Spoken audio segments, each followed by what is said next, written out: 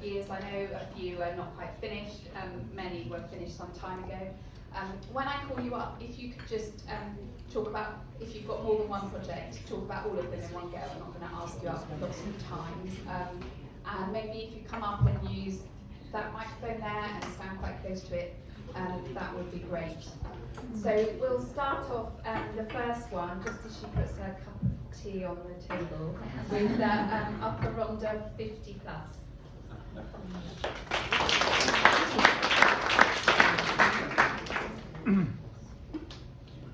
Hi, I'm speaking on behalf of the Upper Rhondda 50 Plus Forum. I'm the secretary, which has benefited for a number of years from the Wind Fund grant money. Our organisation meets every other month on the first Monday of the month at Oak Tree Hall in Treorchy. And we've got members from the age of 50 right up to several loyal members in their 90s. We welcome men and women who are interested in engaging with anything of interest to older people, focusing on health and well-being, both for ourselves and our families, and also for the wider community. We host speakers at our meetings, and our volunteer committee works to ensure that older people have a voice and that we can help and advocate for any of our members that need us. And we also recognise that making social connections is extremely important for older people, particularly as many of our members are not up to speed with internet technology and are unable to use email or look things up digitally. So the Wind Fund money, grant money, has helped our forum with running costs such as hall hire, refreshments, ink and paper for the committee members to keep people informed, and generally to keep the group going. In addition, we've been able to use some of the money towards an occasional outing and social events such as our annual festive lunch. Although we haven't applied for the grant this year, as we've built up sufficient funds of our own to keep us going for a while, I'm very pleased to be here and to see all the other good causes that are receiving the money this year. And I would like to thank the organisers of the Wind Fund grant, and Helen in particular, for her help and encouragement as our point of contact.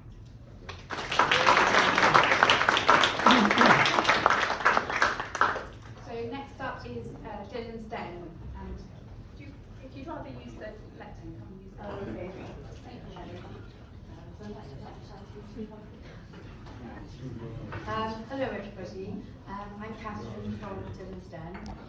Dylan's Den, for those of you who don't know about Dylan's Den, was set up in 2008 by a group of parents who had a very particular need for childcare in the Rhondda.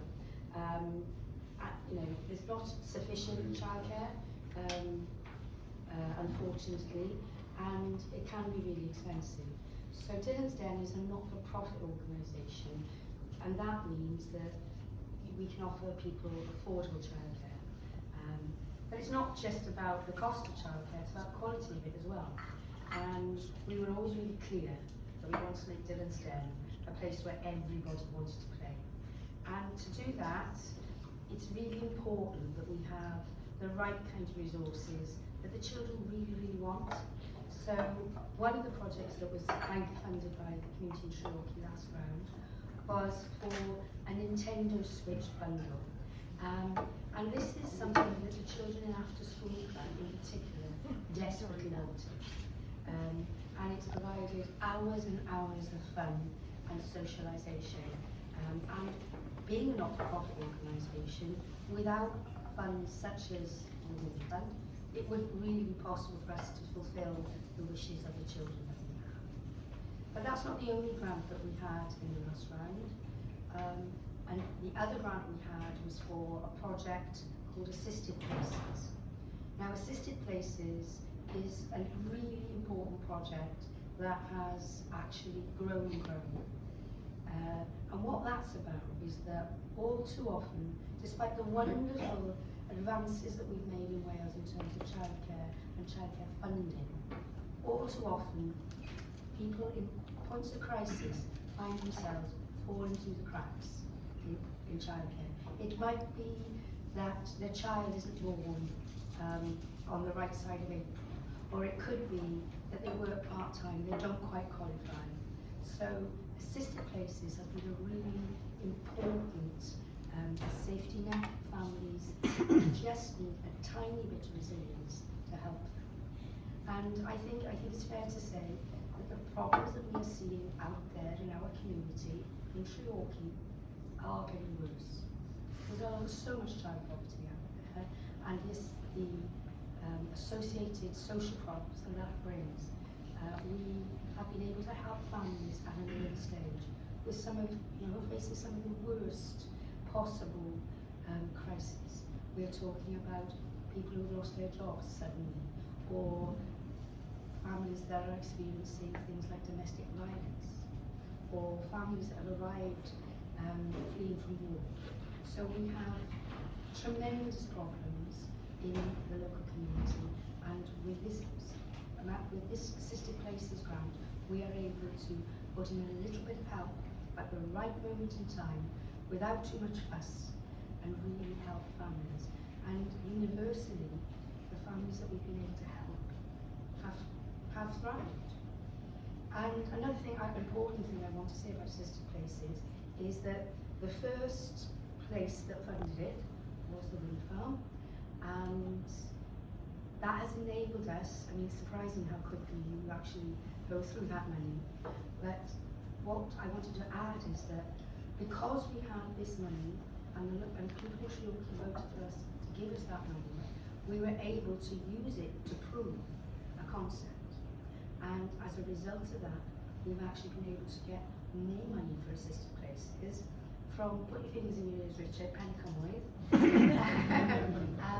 which has secured that project for the next couple of years. The need isn't getting any less, so I'm fully expecting that next time this comes around, you might find us putting in for some more Assisted Places. But I just wanted to tell you about the success story of that particular funding, so thank you very much. Thank you to everybody who does everything it does, and it's lovely to see so many people, past and present, who've helped Dylan on his little journey for 15 years now. So thank you very much.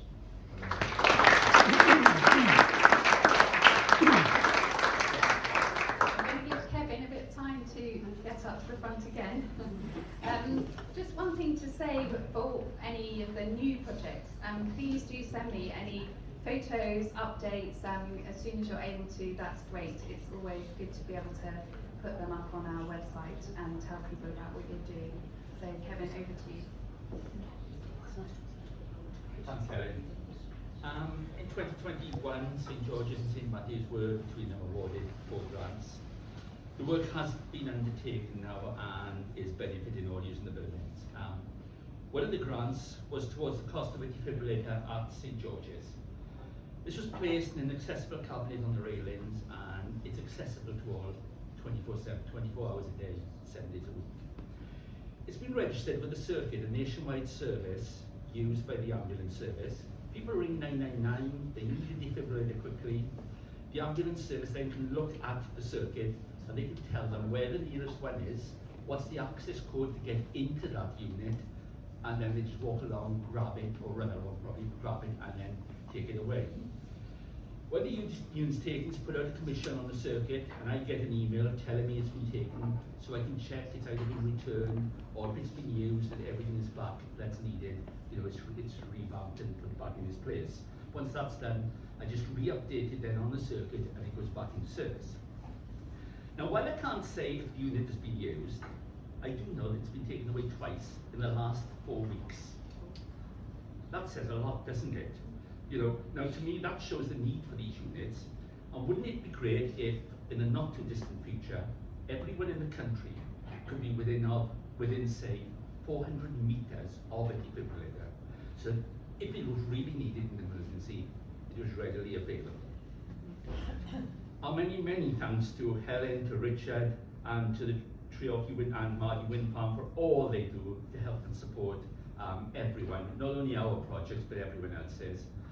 And can I just say that Richard said at the start that this has been over 10 years. Well, it doesn't seem like 10 years to me, whereas that time gone. But this one is special because we fill in grants, and I'm sure everyone else does as well, for many application forms for projects. And if we're lucky, we get back the letter saying, you've got the grant, and we think, breathe a sigh of relief and say many thanks. But we don't know what else many of them are funding. This is the one chance we get to see what everyone else is doing, This is the one chance we get to see what is going on in the community with everyone else as well, and just to see how much good work is being done throughout the area. And I think everyone in this room deserves a real sort of vote of thanks for all that is being done in Treorchy. Can I just say to Richard as well that when you said as well, this is your favourite time of year, what I've just said is mine as well, but it is so refreshing to hear someone who's given out so much money saying this is his favourite part of the year. Thank you.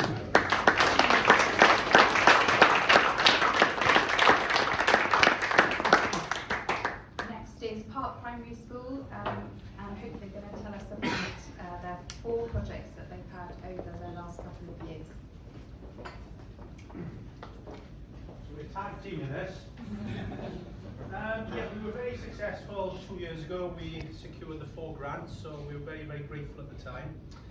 We were just coming out of COVID at that period, if you remember. So our first 2 grants, the £500 and £1,000, we wanted to use on improving the literacy skills for the pupils in school. When we came back after the pandemic, as I'm sure you're all aware, the literacy, numeracy skills, the well-being, resilience, all these skills that we've tried to develop and embed over the years had literally plummeted. Children who would normally be reading, writing successfully struggled, all the way up through school due to the pandemic. So the £500 grant, we brought in an author to try and inspire the children to develop their writing skills. The author came in on 2 occasions and worked with children throughout the school on developing their literacy and writing and imaginative sort of writing skills, which they absolutely loved. He came back the second time, as I say, and did another sort of day's project with them. Gave them some books. He actually awarded some prizes for children's sort of literacy skills who've been working on their writing from the first time he came out to the second time. So the children were really, really inspired, and it did make a massive impact on their writing skills. The £1,000 grant, then we developed the reading facilities in school. Again, I just touched on the problems we had with reading, so we needed to look at our reading stock in school. We needed to rebuy a lot more sort of books that focused on phonics. So we used that £1,000 to develop the reading scheme, and again, it's with great pride and great thanks to the Win Fund that we're now seeing the reading skills and the reading ages back to where they were pre-pandemic. So we're very, very grateful for those 2 awards, and Rob is just going to speak quickly now about the 2 larger awards. Yeah, the money came at a good time for us as a school. We spent the next grant, £2,500, was on maths equipment and numeracy equipment. We always found as a school that some children come prepared with the literacy. I think lots of people still, in days of old, they teach children how to write their name and read and things like that. They forget about the numeracy levels and skills that also need to come with that. But after the pandemic, as you can imagine, now that dipped considerably. So, and we also found ourselves finding it difficult to replenish resources in the school. Budgets tightened considerably, and after last year, and we've been warned of future purse strings being tightened in schools, so we're trying our absolute best to try and maximise everything that we have, but we run out of resources. Protractors, rulers, bead bars, bead strings, shapes, compasses, all these things needed replenishing in school, and we managed to quite easily spend the £2,500 on all those things, plus new calculators and all sorts for every class in school, so they have access to the numeracy equipment that they need.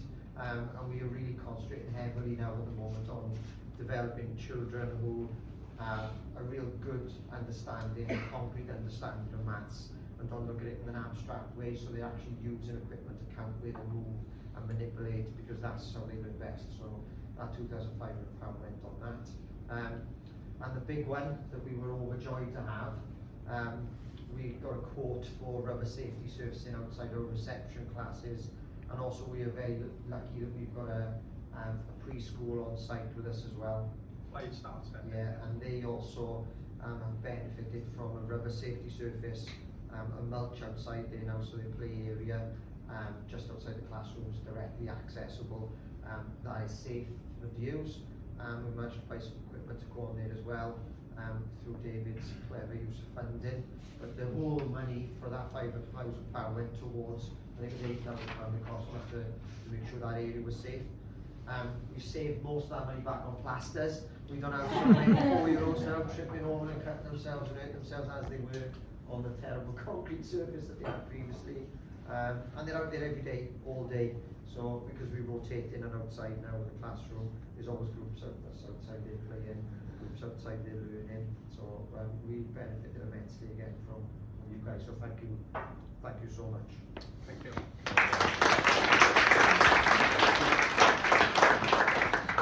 Tell their teachers, they don't need microphones.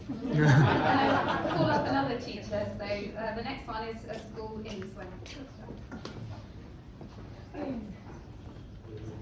Sorry. I'm not quite forward because I represented sorry. 2 years ago we received the £500 grant and the £1,000 grant. The £500 was used to buy a new set of bee bots. They're like little coding robots in the shape of bees. There used to be big, huge roamer robots like the size of a turtle years ago, very old-fashioned. And the old bee bots we had required AA batteries, which you go through in abundance in school. So we had a new set of 6 bee bots. We had a charging station for them. We had transparent mats then that could be placed on the floor, grids that you can use for all sorts of theme work.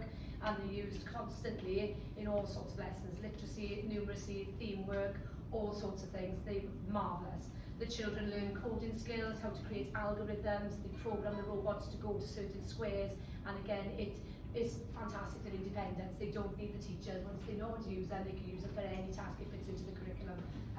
So that was the £500 grant. The £1,000 grant then was to buy musical instruments to facilitate the expressive arts area of the curriculum. We bought a set of recorders, so we had enough for the whole class to play, and also lots and lots of percussion instruments, djembes, castanets, maracas and things like this, bongos.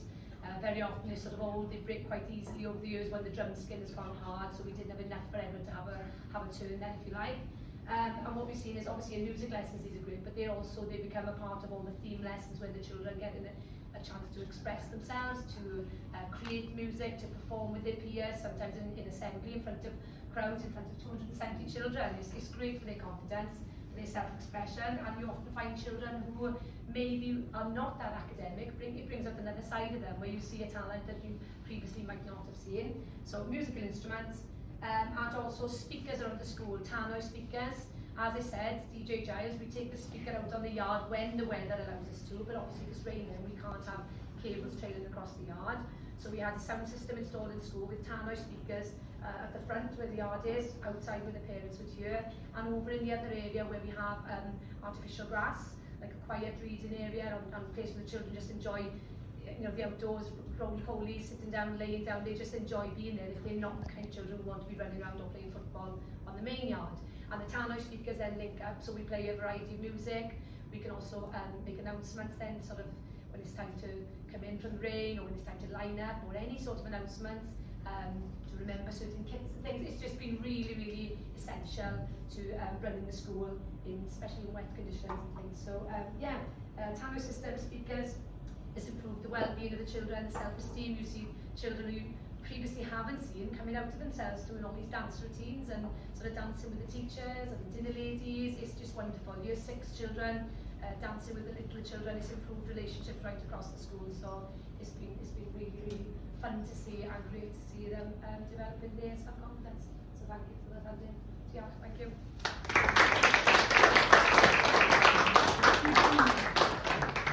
I've got a couple here which weren't able to come, so they just asked me to read something out. The first one is for Treorchy Comprehensive. So this is from the head teacher.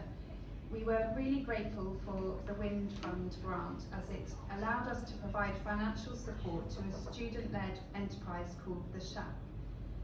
The Shack developed into an organisation which tries to combat the impact of poverty in both the school community and the wider community. The grant allowed us to sustain the Shack's work and allowed us to widen the scope around the products we could support the community with. The Shack is now in the process of becoming a charity in its own right, all thanks to student leadership, and the Wind Fund support has been instrumental in young people believing that they are listened to and that their ideas and work do have an impact. Thank you. And then the other one is from T. Pentwyn Nursing Home. Unfortunately, we cannot attend the ceremony due to an outbreak of winter illness in our home, which prevents us from visiting you today. When we entered the Treorchy Wind Fund, we never imagined how much people would be behind us in our appeal to be awarded £5,000. We decided that we would like a dementia interactive table for our residents, as we are now seeing more and more people diagnosed with the illness. It seemed like an impossible task for us alone to raise such an amount, but we were told of the grant, so we applied. It was fantastic to see so many vote for us, as we know that dementia touches so many lives in our local community alone. The interactive tablet has been a wonderful thing for all our residents to use, not just those with dementia. Some of our favourite activities on there are jigsaw puzzles, pottery, I'm not quite sure how you do pottery on an interactive table, but, and visiting areas with Google Maps to see areas where our residents were born to do reminiscence work with them. It is fantastic to see their faces when they see the pictures of their homes, and it always leads on to talking about their life, which usually ends up with a group discussion on Remember When games. The table does so many things, I could be here all day saying how much joy it brings to everyone. A massive heartfelt thank you is extended from all of us at T. Pentwyn Care Home to Treorchy Wind Fund, and also to everyone who voted for us. It truly means the world to us. It's lovely, isn't it?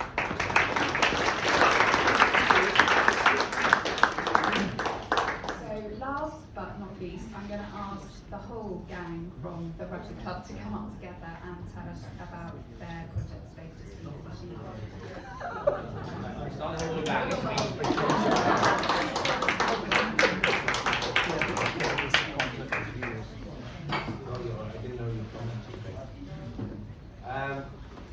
I was going to say I've been thrown under the scrubbage machine, but the chairman's come up as well, so he can tag on to the last part. So we were very fortunate to be awarded 5, I think, awards the last time round. So I'm going to talk to you about 4 of them. So starting from the lowest one, £500 awarded for replacement of our sort of cooking facilities, basically, in our cabin. Everybody's been to the match days down on the Oval. Cabin is open, and we were struggling for sort of to be able to sort of do sort of teas and coffees, that type of thing, because of old equipment. Put in the application for a grill, a microwave, new kettles, etc. We won, and so obviously we replaced all of those. We've got Claire and Ian in the back up there, stalwarts of the Amazing Junior section, and I'd just like to thank them for all of the work that they've done and continue to do on behalf of the section in the cabin. Moving on to the £1,000 grants. The Minis and Juniors had £1,000 and the youth had £1,000, both for tactile and sort of general equipment. I mentioned earlier on that it's very important for us to be able to have the correct equipment for the relevant age groups as we go through.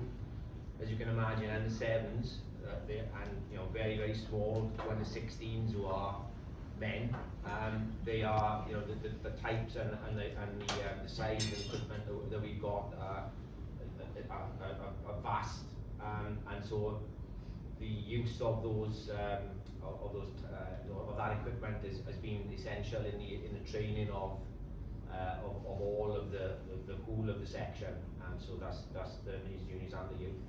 So huge thanks for that. And then the £2,500 grant was for the indoor training.